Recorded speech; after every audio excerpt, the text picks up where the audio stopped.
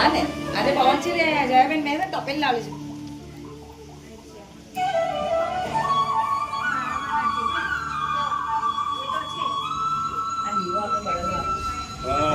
એનું પાસે ભૂલી ગયો પછી લઈ આવું સારા હવાના મૂકી દેવા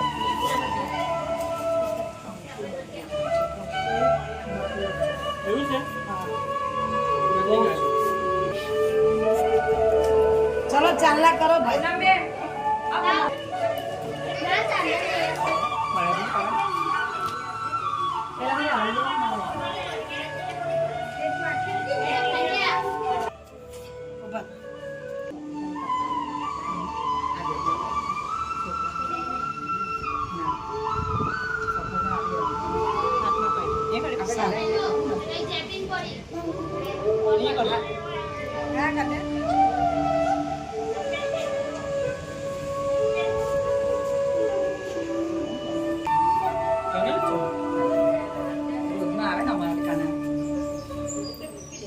ગણપતિ હલકા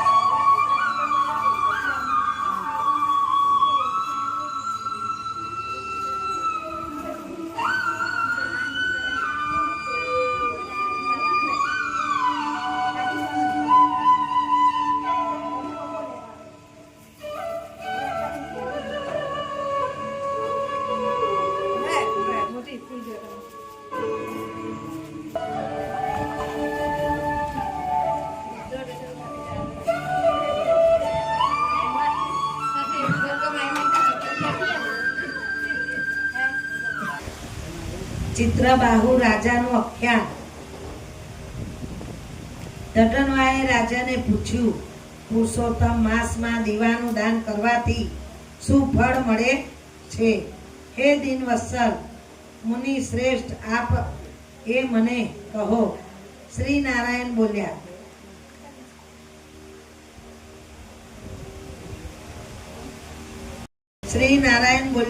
જટનવાએ એમ વિનંતી કરી ત્યારે મુનિ શ્રેષ્ઠ વાલ્મીકીને ખૂબ હર્ષ થયો. તેમને અત્યંત હસતા હોય તેમ આનંદ પામી એ વિનયથી રાજાને કહેવા માંડ્યું. વાલ્મીકી બોલ્યા, હે રાજાઓમાં શ્રી સમાન રાજા પાપોનો નાશ કરનારી કથા તમે સાંભળો, જેને સાંભળવાથી શબ્દાદી 5 વિષયોને સેવાથી થતું અથવા બ્રહ્મ હત્યા વગેરેથી થતું 5 પ્રકારનું મહાપાપ પણ નાશ થઈ જાય છે. આજની કથા સાંભળવાથી કોઈનું અપમાન કર્યું હોય, કોઈ હત્યા થઈ હોય, બ્રહ્મ હત્યાનું પાપ પણ નાશ થઈ જાય છે. ચિત્રબાહુ ચંદ્રકલાનું ધર્મિષ્ઠ જોડું. સૌભાગ્યનગરમાં ચિત્રબાહુ નામે પ્રખ્યાત રાજા રહેતો હતો. સત્ય પ્રતિષ્ઠા વાળો, મહાબુદ્ધિમાન, અતિશય સુરો ને શ્રેષ્ઠ હતો. વળી તે બધું સહન કરવાના સ્વભાવ વાળો, સર્વ ધર્મોને જાણનારો, શીલ રૂપ તથા દયાથી યુક્ત બ્રાહ્મણ તરફ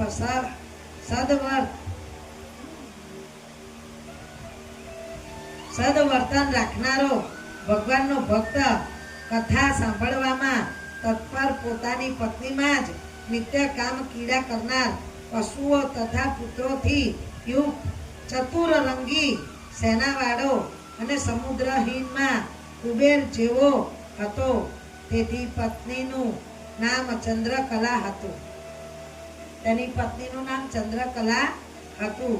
તે પણ 64 કળાઓથી યુક્ત, પવિત્ર, વ્રતા, મહાભાગ્યશાળી અને ભગવાનની અને ભગવાનની ભક્તિમાં તત્પર રહેનારી હતી. રાજા ચિત્રબાહુ જુવાન હોય એ રાણી સાથે પૃથ્વી પરને ભોગવતો હતો અને શ્રી કૃષ્ણ સિવાય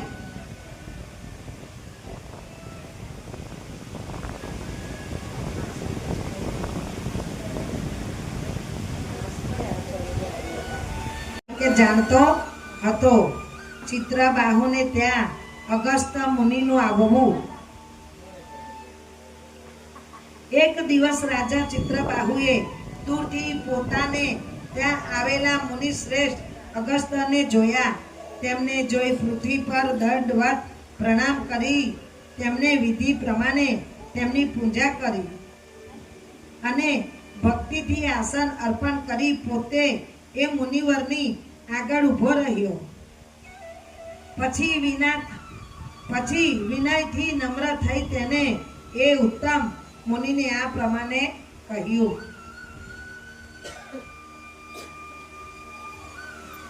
ભગવાન ભક્તના દર્શન દુર્લભ હોય છે. ભગવાનને પણ એમનો પ્રિય ભક્ત હોય ને આવે ને તો એના દર્શન દુર્લભ હોય છે. રાજા ચિત્રબાહુ બોલ્યા, આજે મારો જન્મ સફળ થયો છે. આજનો મારો દિવસ સફળ થયો છે. આજે મારું રાજ્ય સફળ થયું છે અને હું આજે મારું ઘર પણ સફળ થયું છે, કારણ કે શ્રી કૃષ્ણના સેવક આપ આજે મારા ઘરે પધાર્યા છો. આપે મને દર્શન દીધા, તેથી હું પાપોનો સમૂહથી છૂટી ગયો છું. હાથી, ઘોડા તથા રથો સહિત મારું રાજ્ય હું આપને અર્પણ કરી દઉં છું. હે મુનિ શ્રેષ્ઠ, આપ વિષ્ણુ ભક્ત વૈષ્ણવ છો, તેથી મારે તમને જે ન આપી શકાયું તેવું કંઈ છે જ નહીં. વૈષ્ણવ બ્રહ્મને મેરુ પર્વત જેટલું કંઈ આપ્યું હોય તે પણ અતિશય ઓછું ગણાય છે. જે મનુષ્ય જે દિવસે એક કોળી જેટલું પણ શાક અથવા અનાજ વૈષ્ણવ બ્રાહ્મણને આપતો નથી, તેનો તે દિવસ નિષ્ફળ જાય છે. એમ વેદ પરાયણ ગત વિદ્વાનો કહે છે, જે કોઈ બ્રાહ્મણ, ક્ષત્રિય અથવા વૈષ્ણવ વિષ્ણુ ભગવાન ના ભક્તને તેઓ સર્વે પૂજાય છે, માટે તેઓનું મન, વચન તથા કર્મોથી અવશ્ય સન્માન કરવું જોઈએ. એમ મનને ગરગરાચ્ય ગૌતમ તથા સુમંતુ ઋષિએ કહ્યું છે, તારાઓની પ્રભા ત્યાં સુધી જ પ્રકાશે છે કે જ્યાં સુધી સૂર્ય શોભે છે. તારાઓ ત્યાં સુધી જ પ્રકાશે છે જ્યાં સુધી સૂર્ય શોભે છે. એવી રીતના દાન, પુણ્ય અને ભક્તિ ત્યાં સુધી જ થાય છે જ્યાં સુધી આપણા મન ચંચળ ભક્તિમાં લોપાય છે.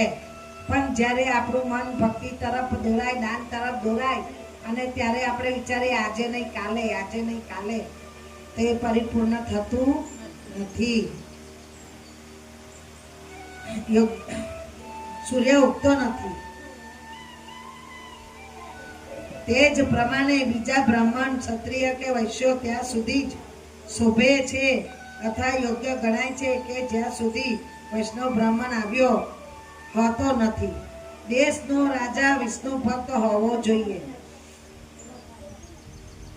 અગસ્ત્ય બોલ્યા, હે મહાભાગ્યશાળી ચિત્રબાહુ, હાલમાં તું ધન્ય, તું વૈષ્ણવ રાજા રક્ષણ કરે છે.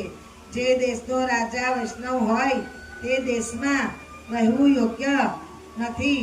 નિર્જન જંગલમાં રહેવું સારું, પણ જે રાજા વિષ્ણુ ભક્ત ન હોય તેના દેશમાં રહેવું સારું નથી. જેમ આંખ વિનાનું શરીર, પતિ વિનાની પ્રિયા અને નિરક્ષણ અભણ બ્રાહ્મણ શોભતા નથી, તે જ પ્રમાણે વૈષ્ણવ રાજા વિનાનો દેશ શોભતો નથી. જેમાં દાંત વિનાનું હાથી, આંખ વિનાનું પક્ષી અને દસમથી યુક્ત બારસ નકામી છે. દસમ પછી બારસ નકામી કહેવાય. જો દસમ ના હોય તો શું કેમ 9 પછી ડાયરેક્ટ 11 છે? દસમ નથી, વધઘટ છે. એમ દસમ વિનાની બારસ નકામી ગણાય છે.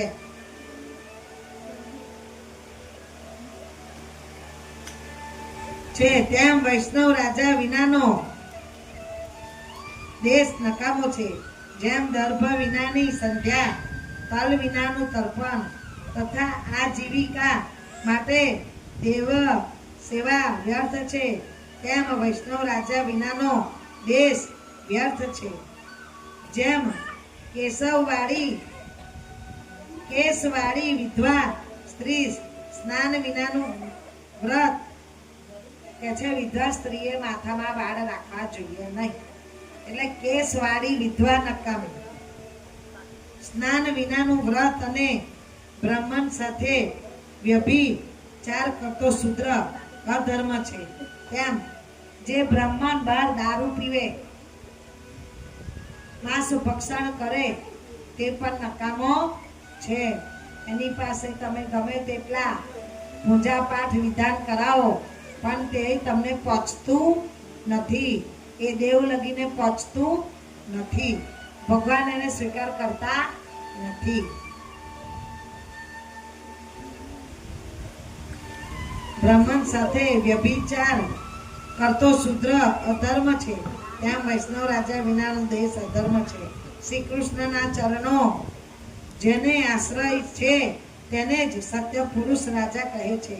તેનો દેશ આબાદ થાય છે અને તેની પ્રજા સુખી રહે છે. હે રાજન, આજે મારી દ્રષ્ટિ સફળ થઈ છે, કારણ કે આજે મેં તારા દર્શન કર્યા છે. ઋષિ શું કહે છે? આજે અમે પણ ધન્યવાદને પાત્ર થયા છે કે અમે તમારા દર્શન કર્યા છે. આજે મારી વાણી સફળ થઈ છે, કારણ કે આજે મેં તારી સાથે બોલી રહ્યો છું. હે રાજન, હું તને આજ્ઞા આપું છું, તેથી આ રાજ્ય તારે જ કરવું જોઈએ. મેં રાજ્ય ઉપર તારી પ્રતિષ્ઠા કરી. બસ હવે હું જાઉં છું. તારું કલ્યાણ થાવ. શ્રી નારાયણ બોલ્યા. એમ કહી મુનીશ્વર શ્રેષ્ઠ અગસ્ત્યએ જવાની ઈચ્છા કરી. એટલે પ્રતિવ્રતા રાણી ચંદ્રકલાએ પણ પરમ ભક્તિથી તેમને નમન કર્યું.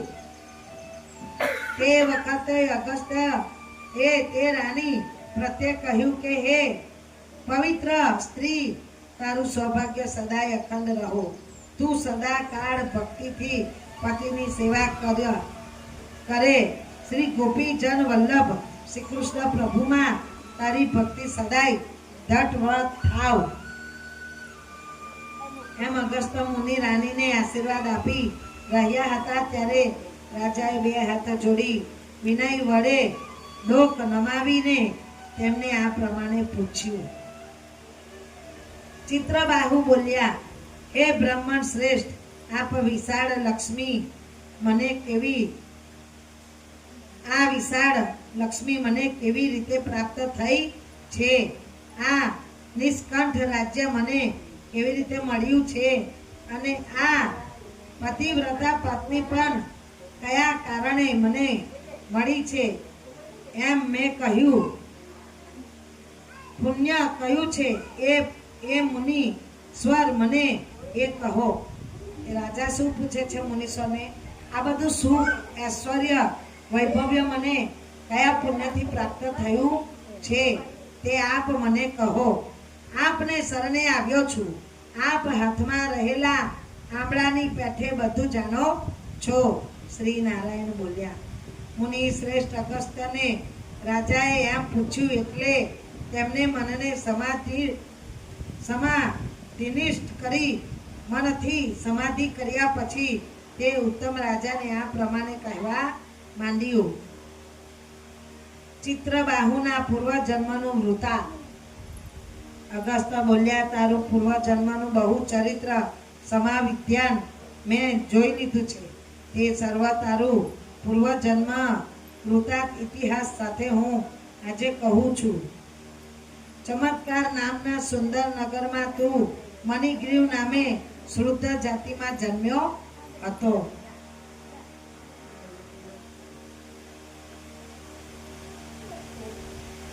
તે વખતે તું જીવ હિંસા કરવામાં તત્પર નાસ્તિક દુષ્ટ ચરિત્ર વાળો પર સ્ત્રીઓ પર બળાત્કાર કરનારો વૃદ્ધ ધન્યની અતિશય ઉદ્ધર તથા સત્પુરુષોનો આચારથી ભ્રષ્ટ હતો. પરંતુ તારી આ તે વખતની સુંદરી નામની પત્ની તો પૂર્વજન્મમાં પણ આની આ જ હતી. એ તો દુરાચારી હતો. એ રાજા પૂર્વજન્મમાં શું બધાને દુઃખ આપનારો હતો, પણ જે એની આ પત્ની છે તે પૂર્વજન્મમાં ભક્તિભાવ પૂર્વક વાળી મન વાળી આ જ હતી. એ તો મન વચન તથા કર્મથી પતિ સેવામાં જ તત્પર પતિવ્રતા મહાભાગ્યશાળી ધર્મિષ્ઠ અને એવા ઉત્તમ મનવાળી હતી કે જેથી તેને તારા પર કોઈ કાળે દુષ્ટ ભાવ કર્યો ન હતો. એનો પતિ એવો હતો તો પણ એને પ્રેમથી પૂજા અને સેવા કરતી હતી. પતિની સેવામાં જે તત્પર હતી.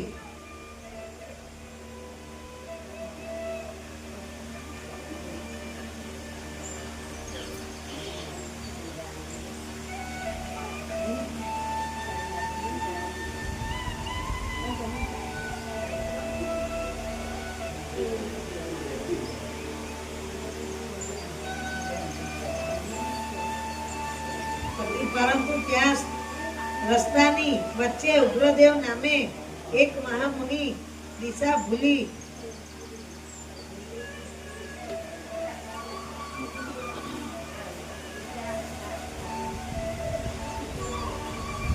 પૂર્વજન્મની આજ હતી. એ તો આજ તે વખતે સુંદરી નામની પત્ની પૂર્વજન્મમાં પણ આની જ હતી. એ તો મન વચન તથા કર્મથી પતિ સેવામાં જ તત્પર પતિવ્રતા મહાભાગ્યશાળી ધર્મિષ્ઠ અને સેવા ઉત્તમ મનવાળી હતી કે જેથી તેણીએ તારા પર કોઈ કાળે દુષ્ટ ભાવ કર્યો ન હતો. તું તો પાપ કર્મો કર્યા જ કરતો હતો. તેથી તારા સગા સંબંધીઓએ તથા કુટુંબીઓએ તને તરછોડી દીધો હતો અને તારા પર ક્રોધ પામેલા રાજાએ તારું સર્વ ઉત્તમ ધન લઈ લીધું. તેમાંથી જે કાંઈ ધન બાકી રહ્યું હતું તે પણ એ વખતે તારા સગા સંબંધીઓએ લઈ લીધું હતું. તેથી એમ ધન ચાલ્યું જતા તને ધનની મોટી ઈચ્છા એ વેળા રહ્યા કરતી હતી. તારી પાસેનું ધન એમ નાશ પામ્યું છતાં આ પતિવ્રતા સ્ત્રીએ મનમાં ઉદ્વેગ પામી તારો ત્યાગ કર્યો ન હતો. પરંતુ સર્વ લોકો એ તારો તિરસ્કાર કરવા માંડ્યો ત્યારે તું નિર્જન જંગલમાં જતો રહ્યો હતો. ત્યાં અનેક જીવોને મારી નાખી તું પોતાનું પોષણ કરતો હતો. અને હે રાજા, પોતાની પત્ની સાથે આમ આ જીવિકા તું ચાલતો હતો. એક વખત એ સમયનો તું મણિગ્રીવ ધનુર્ગ્રામી અનેક શિકારી પશુઓ તથા મૃગોથી વ્યાપક જંગલમાં મૃગનું માંસ લેવાની ઈચ્છાથી ગયો હતો. તે જંગલમાં કોઈ માણસ રહેતું જ ન હતું, પરંતુ ત્યાં રસ્તાની વચ્ચે ઉગ્રદેવ નામે એક મહામુનિ દિશા ભૂલી વિહળ થઈ પડ્યા હતા. બરોબર મધ્યમ થતા તરસને લીધે તે અત્યંત પીડાતા હતા. અને હે રાજન, એ વખતે મરણની અણી પર તે પહોંચ્યા હતા. તેમને જોઈ તને દયા આવી.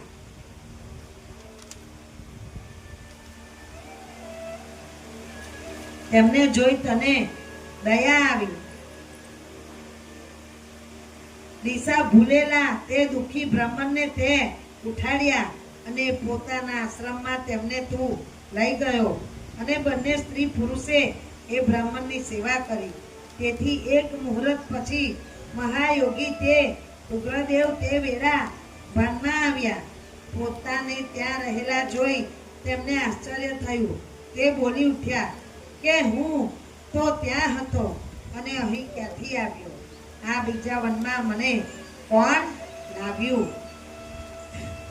એ સ્વીકાર કરવા ગયો હતો ત્યાંથી એ મુનિને અહીંયા લાવ્યા એમના આશ્રમમાં અને પછી બંનેએ એમની સેવા કરી. શ્રી નારાયણ બોલ્યા.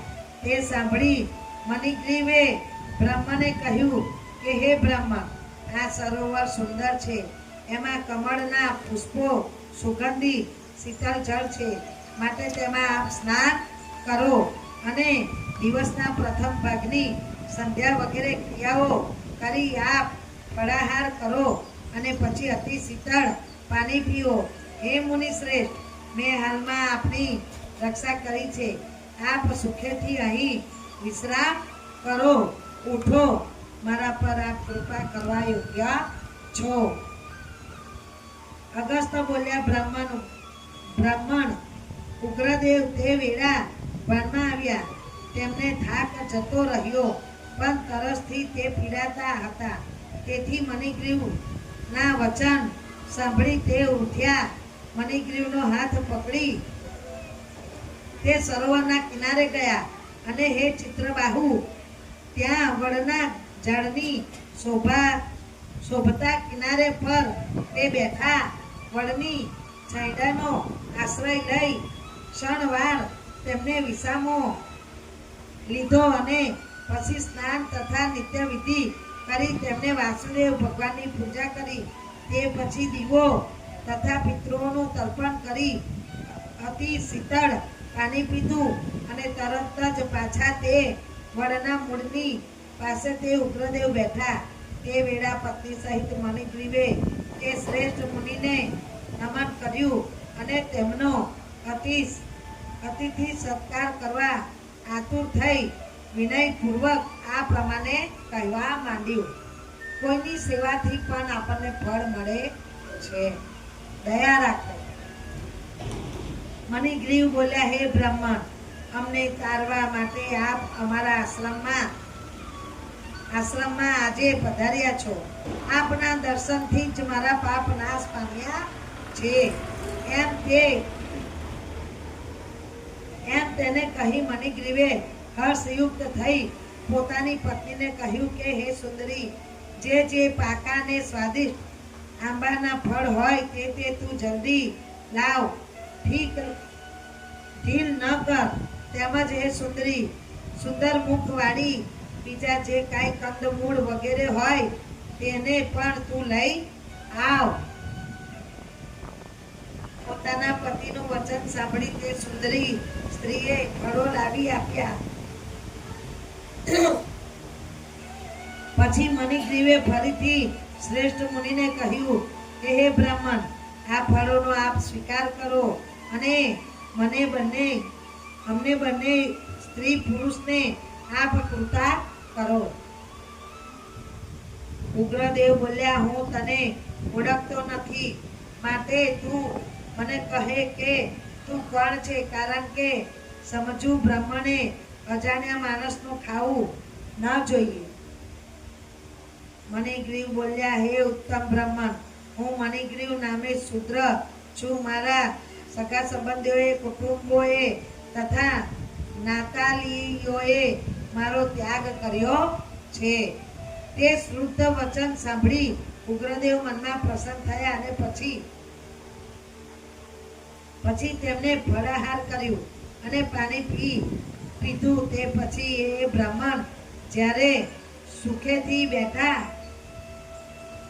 બેઠા ત્યારે તેમના ચરણ કમળને પોતાના ખોળામાં લઈ વારંવાર પગ ચાપી કરવા મણિગ્રીવ તેમને આ વચન કહ્યું. જ્યારે ફળ આહાર કરીને ઋષિ બેઠા ત્યારે મણિગ્રીવ તે બ્રાહ્મણના ચરણ પોતાના ખોળામાં મૂકીને એમના પગ દબાવવા લાગ્યા અને એમની સેવા કરવા લાગ્યા. મણિગ્રીવ બોલ્યા, હે મુનિ શ્રેષ્ઠ, આપને કઈ તરફ જવું છે? આ જંગલ નિર્જન નિર્જલ તથા હિંસક પ્રાણીઓથી વ્યાપિત હોય દુષ્ટ છે. તેમાં આપ ક્યાંથી આવી ચડ્યા છો? ઉગ્રદેવ બોલ્યા, હે મહાભાગ્યશાળી, હું બ્રાહ્મણ છું. પ્રયાગ તરફ જવા ઈચ્છું છું. હમણાં અજાણ્યા માર્ગે આ ભયંકર જંગલમાં આવી ચડ્યો છું. તેમાં હું થાકી ગયો હતો. તરસથી ઘેરાઈ જતા ક્ષણવારમાં મરી જવાનો જ હતો. તેટલામાં આવી ચડી તે મને જીવિત દાન દીધું છે. માટે બોલો, હું તમને શું આપું? તમે બંને સ્ત્રી પુરુષે કયા દુઃખને લીધે જંગલનો આશ્રય કર્યો છે? હે મણિગ્રીવ, તારું દુઃખ તું મને કહે, હું તારું એ દુઃખ દૂર કરીશ. અગસ્ત્ય બોલ્યા, પોતાની પત્ની સમક્ષ એ પ્રમાણે ઉગ્રદેવનું સુંદર વચન સાંભળી મણિગ્રીવને દારિદ્ર રૂપી સમુદ્રને તરી જવાની ઈચ્છા થઈ. તેને એ મુનીશ્વરને વિનવીને પોતાના કર્મોના ઉગ્ર પરિણામો રૂપ પોતાનું વૃતાંત કહ્યું. મણિગ્રીવ નામનો અધ્યાય 23મો સમાપ્ત. બોલો રાધા પુરુષોત્તમ દેવ કી જય. કૃષ્ણ કનૈયા લાલ કી જય.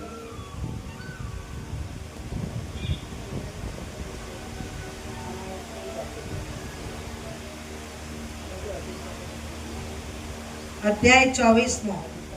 ચિત્રબાહુનું આખ્યાન.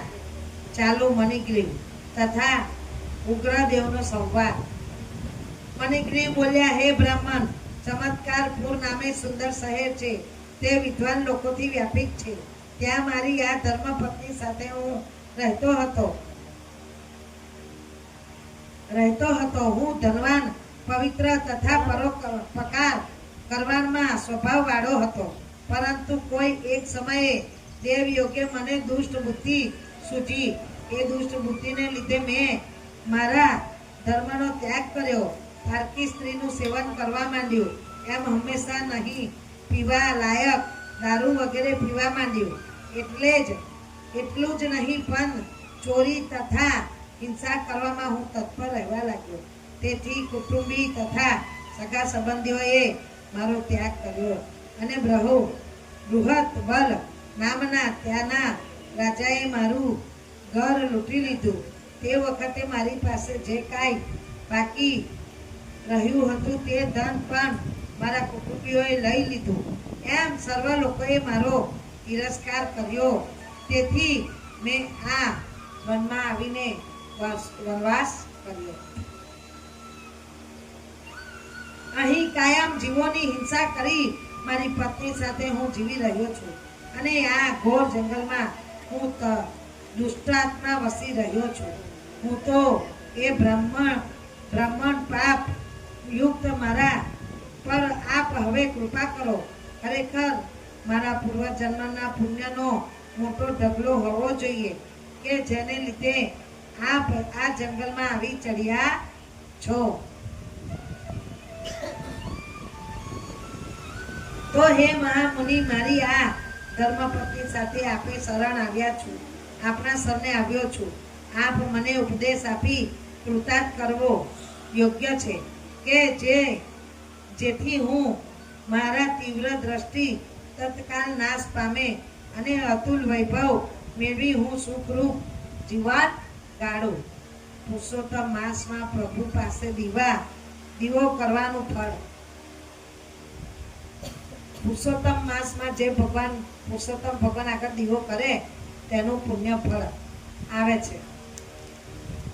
ઉગ્રદેવ બોલ્યા, હે મહાભાગ્યશાળી, જે સમયે તે મારું અતિથિ સત્કાર કર્યો છે તે જ વખતે તું કૃતાર્થ થઈ ચૂક્યો છે. આથી હું તારું પત્ની સહિત હવે કલ્યાણ થશે. વ્રતો વિના, તીર્થો વિના અને દાન કર્યા વિના પણ વિના પ્રત્યને તારું દરિદ્રપણું જે રીતે નાશ પામે તે પ્રકાર મેં નક્કી કરી લીધું છે. હવે પછી જે ત્રીજો મહિનો આવવાનો છે તે પુરુષોત્તમ માસ છે. તેમાં તમારે બંને સ્ત્રી પુરુષે કાળજીથી પુરુષોત્તમ માસ ભગવાનની પ્રશંસા માટે વિધિપૂર્વક દીપદાન કરવું. ભગવાન આગળ ફક્ત એક જ દીવો કરવો, એથી તારું દરિદ્ર મૂળ સાથે નાશ પામશે. જો વૈભવ અથવા ધન સંપત્તિ હોય તો ઘીનો દીવો કરવો અથવા તલના તેલનો પણ દીવો કરવો જોઈએ. પરંતુ હમણાં તો તું જંગલમાં વસી રહ્યો છે, તેથી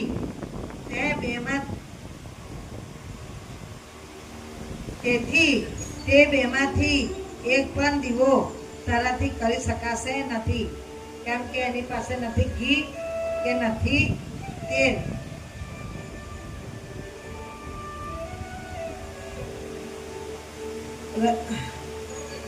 તેથી તે બેમાંથી એક પણ દીવો તારાથી કરી શકાય તેમ નથી.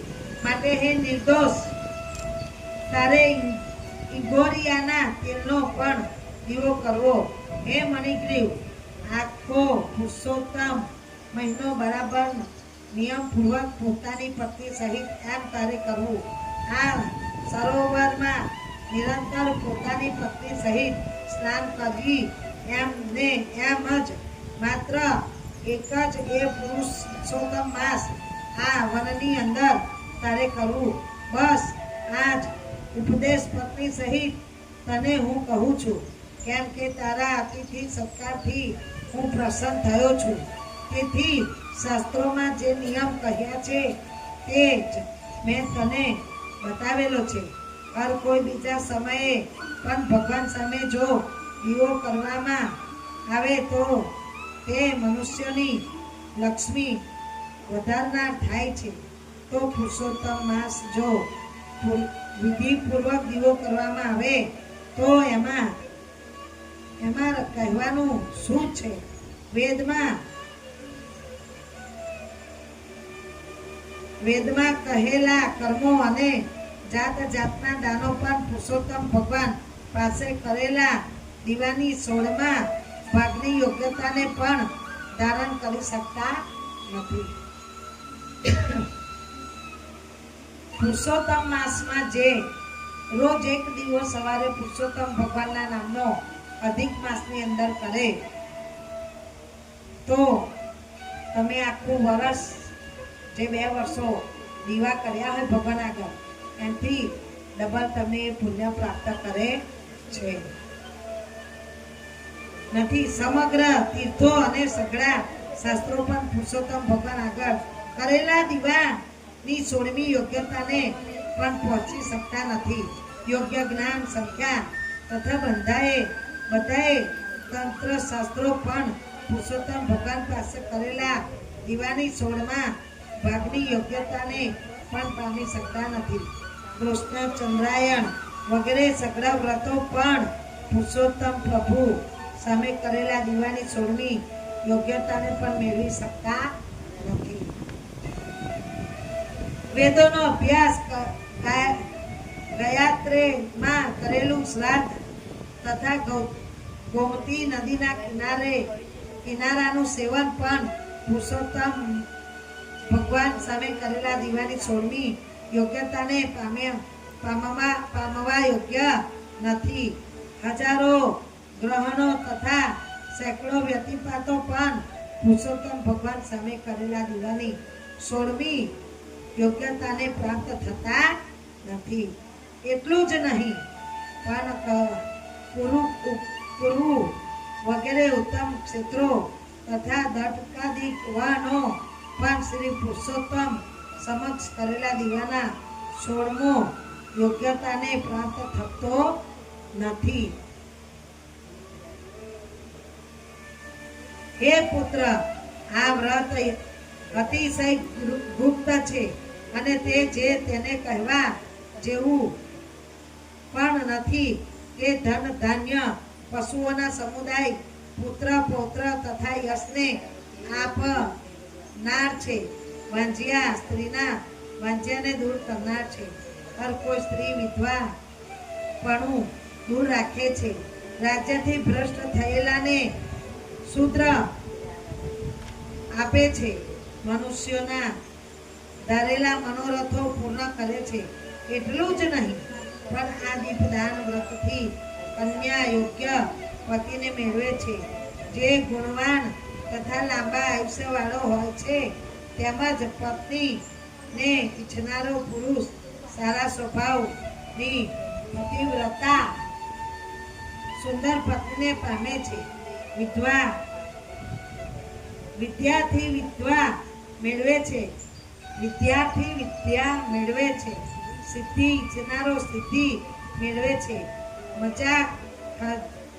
ખજાના ધન ભંડાર ઈચ્છનારો ખજાના મળે છે અને મોક્ષ ઈચ્છનારો મોક્ષ પામે છે.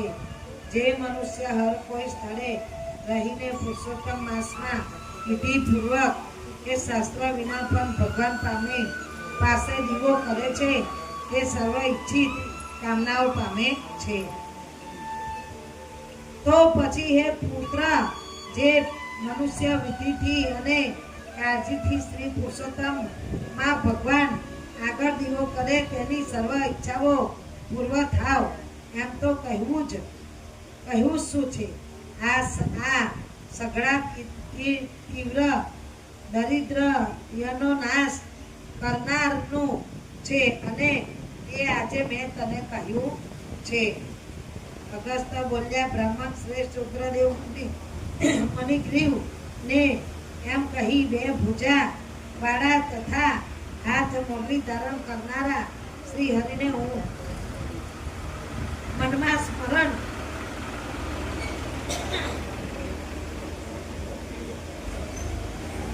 સ્મરણ કરતા પ્રયાગ તરફ જવા નીકળ્યા.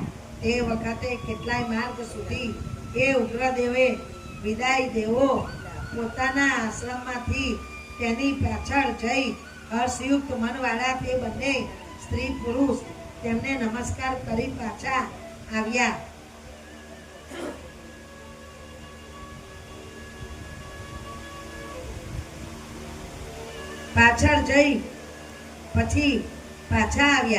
ભક્તિથી શ્રી પુરુષોત્તમમાં મન રાખી બ્રાહ્મણોની સેવામાં તત્પર રહી તે બંને પોતાના આશ્રમમાં જ બે મહિના ગાળ્યા.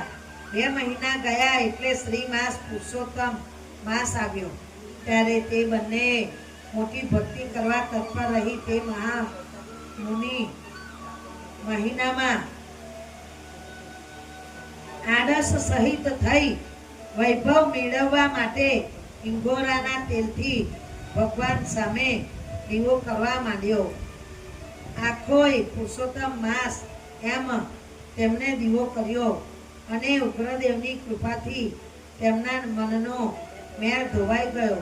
પછી કાળને વશ થઈ મરણ પામી તેઓ બંને ઇન્દ્રની નગરી સ્વર્ગમાં ગયા. ઉગ્રદેવની કૃપાથી ત્યાંના ભોગો ભોગવી તે જ બંને સ્ત્રી પુરુષ આ ભારત ક્ષેત્રની ભૂમિ પર પાછા જન્મ પામ્યા. જે મણિગ્રીવ પૂર્વજન્મમાં મૃગોની હિંસા કરવા તત્પર રહ્યો હતો તે જ વીર બાહુનો પુત્ર ચિત્રબાહુ નામે પ્રખ્યાત રાજા બન્યો. જન્મમાં સુંદરી એવા નામથી કહેવાતી તારી જે પત્ની હતી તે જ હમણાં ચંદ્રકલા નામની તારી આ જ રાણી થઈ છે.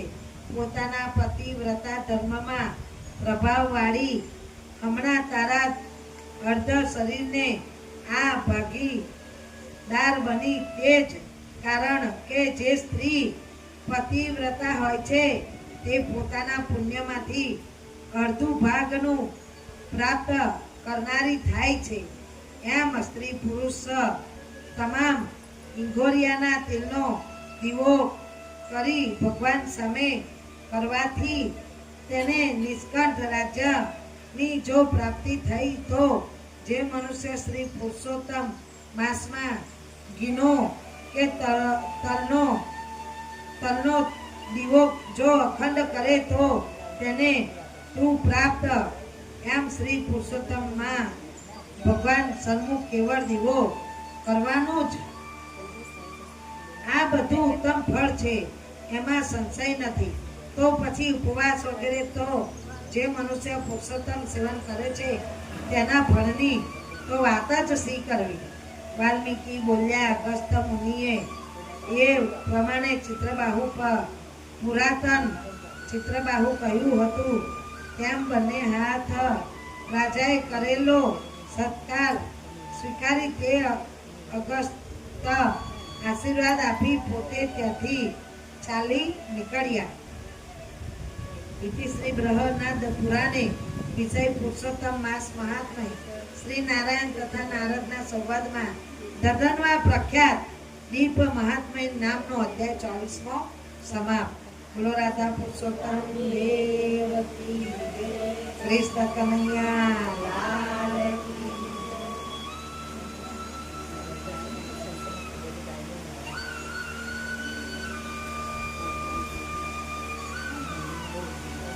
વાર્તા આજની.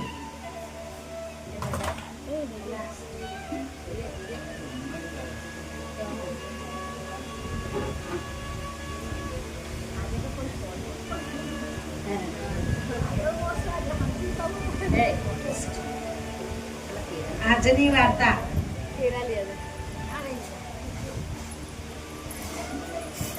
કોઈને ગમે તેટલું પ્રભુની ભક્તિ પાછળ દોરો પણ ના દોરાય તો માણસ માથું ફોડી મરી જાય તો એ ભગવાનનું નામ લે નહીં.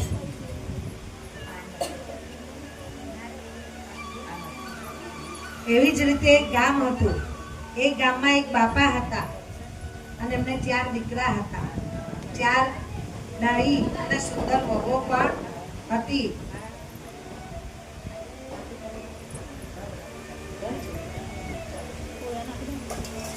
સુંદર વહુઓ હતી. બાપા પત્ની પહેલેથી એમની મૃત્યુ પામેલી હતી. એટલે બાપા પત્નીને એટલે આખો દિવસ ખેતર પાદર આ કામ પેલું કામ કે ઘરે આવીને બહુ છોકરાઓ જોડે માથા કોણ કૂટે એટલે આખો દિવસ કમાવામાં તત્પર રહેલા. અને 4 દીકરા એટલે 4 માટે સરખું કરવું એવું એને વિચાર્યું. એટલે એ તો કામમાં આખી જિંદગી કમાવામાં રહ્યો. જે ધન ભેગું થાય તે ધન ભેગું કરતો જાય પણ કોઈ દિવસ હરિનું નામ લીધું નથી.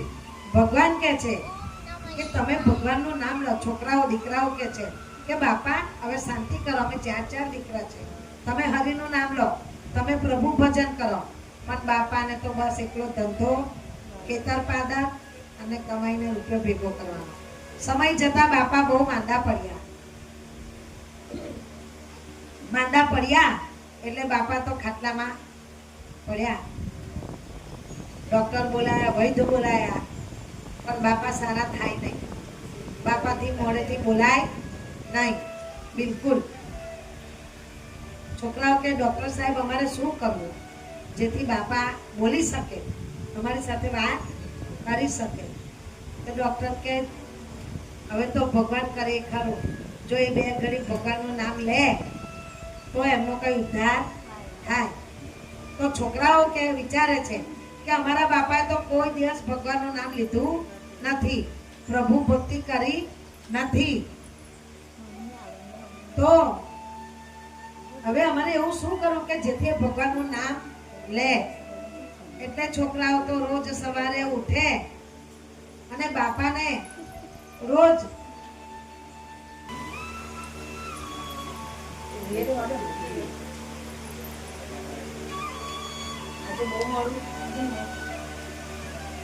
હા તો દીકરાઓ કે આપણે બાપાના મોઢેથી હરિનું નામ બોલાવીએ. એટલે છોકરાઓ તો બાપા બોલે ના ને ચલાય નહીં એટલે રોજ ગાડીમાં બેસાડીને આજે હનુમાનજી મંદિરે લઈ ગયા. બાપા આ કોણ છે? બાપા આ કોણ છે? પણ બાપા બોલે નહીં. બીજે દિવસ રામ મંદિર લઈ ગયા. બાપા આ કોણ છે? બાપા આ કોણ છે? પણ બાપા બોલે નહીં. બીજા દિવસે માતાજીના મંદિર લઈ ગયા. બાપા આ કોણ છે? બાપા આ કોણ છે? દીકરાઓને એવું કે કઈક હરિનું નામ એમના મુખેથી નીકળે તો મારા બાપાનો ભવ તરી જાય. પણ બાપા તો બોલે નહીં. હવે છોકરાઓએ કંટાળ્યા. ગામમાં જેટલા મંદિર હતા તે બધે દર્શન કરવા લઈ ગયા કે બાપા કંઈક તો બોલે કે રામજી મંદિર લાયા, હનુમાનજી મંદિર લાયા, ભવાની મંદિર લાયા. પણ બાપા બોલ્યા નહીં. છોકરા તો થાકીને માથે હાથ દઈને બેઠા. સાંજનો સમય તેઓ બધા જમવા બેઠા. બાપાનું જમવાનું કાઢ્યું. બાપા જમતા નથી. બાપાનો ખાટલો ઢાળ્યો છે, સામે ઢોર બાંધેલા છે, વહુ ખાવાનું લઈને આવી છે. વહુ કે બાપા ખાઈ લો. બાપાની નજર પેલા ઢોર બાંધેલા તઈ પેલું હાવેનું ખાય એની ઉપર. બાપા એમ એમ ઈશારા કરે, બોલે ના પણ ઈશારા કરે. વહુઓ કે બાપા શું કે છે? દીકરાઓ કે બાપા શું કે છે? ખાતા નથી શું બતાવે છે? વહુઓ કે નક્કી બાપાએ કઈ તઈ દાટ્યું, કઈ ધન દાટ્યું છે અને બાપા ધન બતાવવા માંગે છે. છોકરાઓ તો ડોક્ટર લઈ આવ્યા. આ બાપા કઈ કહેવા માંગે છે પણ બોલતા નથી. ડોક્ટર તપાસે છે, કઈ ઇન્જેક્શન આપે છે પણ બાપા બોલતા નથી. દીકરા પાછા વહી દે એમ બાપા ઈશારા બહુ વકરાય કરે, ગુસ્સામાં કરે. પણ બહુ દીકરાને ખબર પડતી નથી. નક્કી બાપાએ ધન દાટ્યું છે પણ બાપાથી બોલાતું નથી. આપણે કઈ કરવું જોઈએ? હવે વૈદ્યને લઈ આવો. દીકરા તો વૈદ્યને લઈ આવ્યા. વૈદ્યએ જડીબુટ્ટી વાટી બાપાને પીવડાયું અને પછી બાપાને પીવડાયું એટલે બાપા ધીમે ધીમે કે એ શું ટકી રહ્યા છો?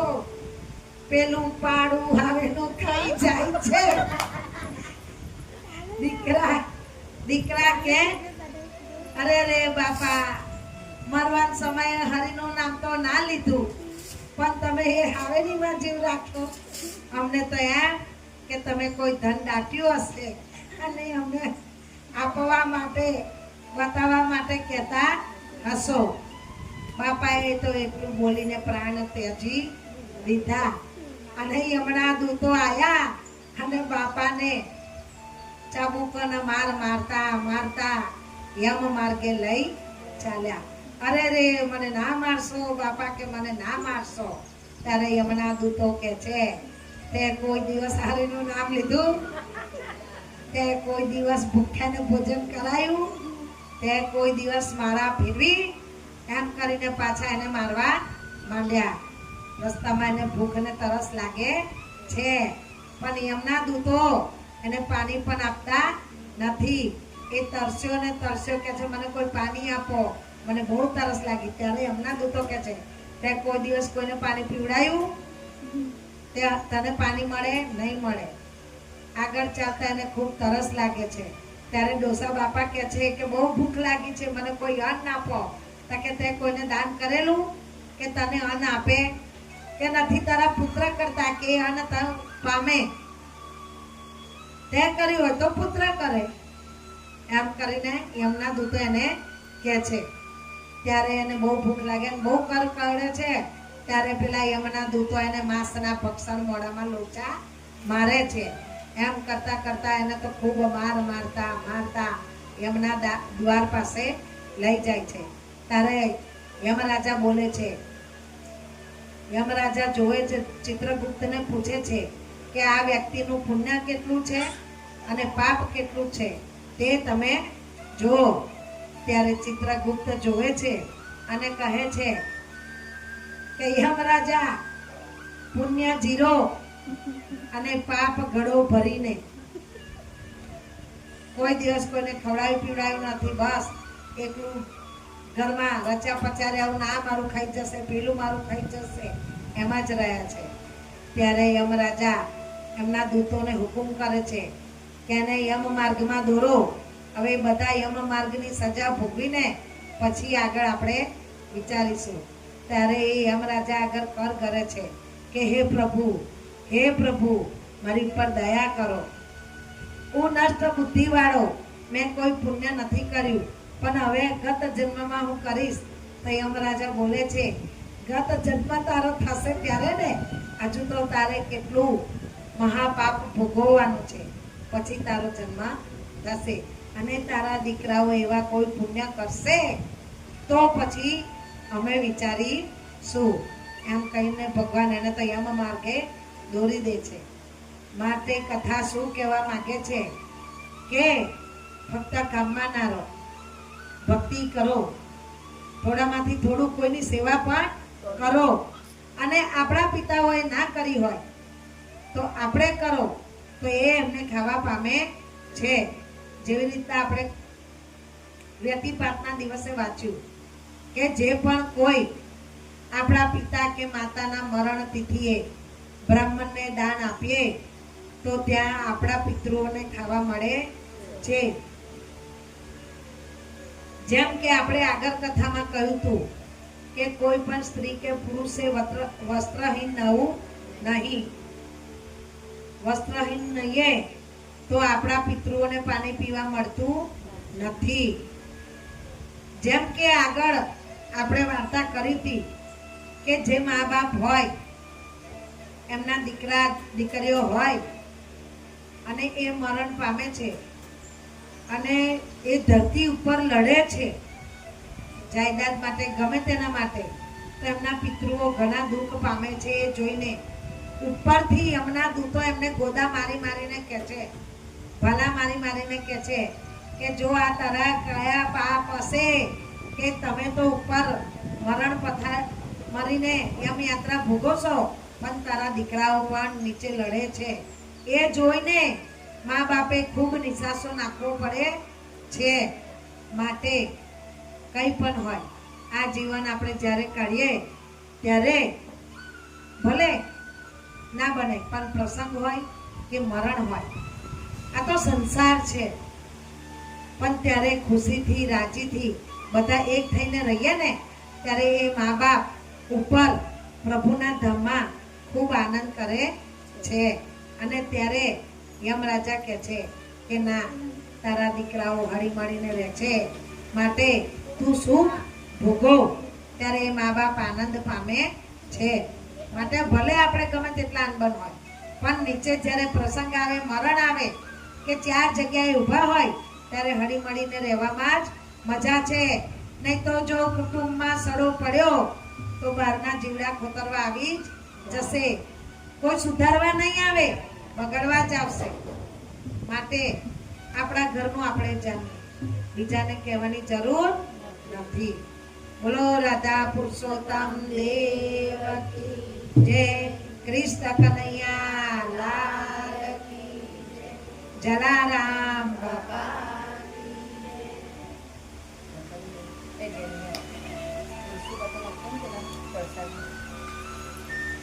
ભજન તો લો.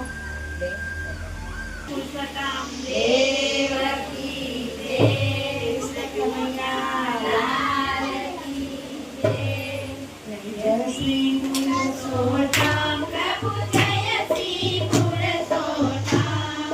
મારા માસને વરે આપી, મારા માસને વરે આપી, શ્રીનો સર્વોત્તમ.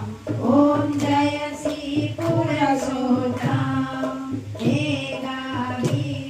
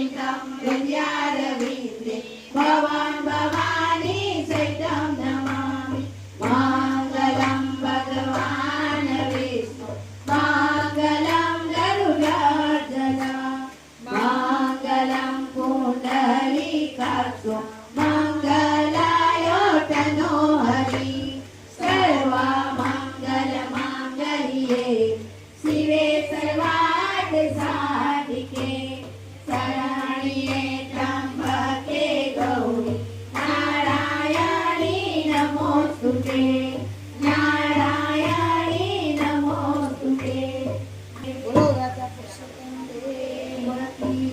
देवकी जय કૃષ્ણ કનૈયા લાલ की જય જલારામ बापा की જય બળિયા देवनी जय ખત્રી બાપા की जय દશા मात की जय બહુચર मात की जय અંબે मात की जय આદ્ય શક્તિ રાંદલ मात की जय ભવાની માત કી જય રાજેશ્વર મહાદેવ કી જય પવન પુત્ર હનુમાન की जय गणपति गजानंद महाराज की जय नमः पार्वती पते हर हर महादेव अवधूत चिंतन गुरुदेव दत्त अवधूत चिंतन गुरुदेव दत्त अवधूत चिंतन गुरुदेव दत्त अपने अपने माता पिता की जय सदगुरु देव की जय सनातन धर्म की जय वृंदावन कृष्ण चंद्र की जय सियावर रामचंद्र की जय राम